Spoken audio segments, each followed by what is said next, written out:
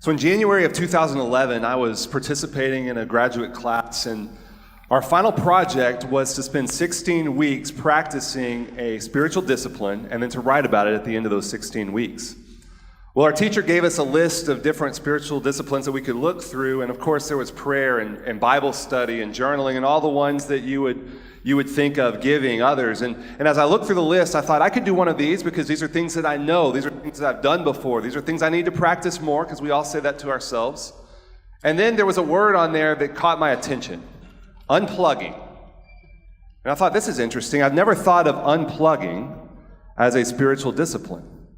So I talked to my teacher and decided that for 16 weeks, I was going to spend one evening each week unplugging. That meant no TV, no computer, no phone. We didn't have iPads at the time, but it would have been no iPads, none of that. No technology, one evening a week. And I decided it was going to be Monday evenings. And so for 16 weeks, on Mondays, I would get home around 5 o'clock and I would turn my phone off and set it down, and I wouldn't watch TV. I wouldn't do anything with technology on Monday evenings.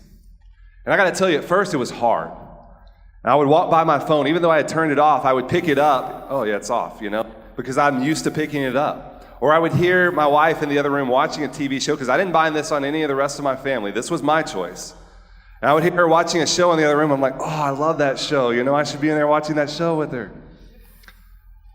But over time, what I found, within just a couple of weeks, I started reading more. I probably read more books during those Monday nights in 16 weeks than I have ever since. I found myself going to bed earlier and feeling more rested when I woke up on Tuesday morning. I found myself playing more board games and spending more time with my girls and my family. And what happened, and it didn't take very long, it took a few weeks into this, but what happened was I started looking forward to Monday more than any other day of the week, because I knew when I got home, technology was going off, and I was just going to be present. I'd like to say I carried that out, in the 7 years since, and I haven't. But I think back to that time, and I think about the peace that I had, the lower anxiety, the rest that I was having. And I want that again in my life. So we're going to offer a challenge to you today.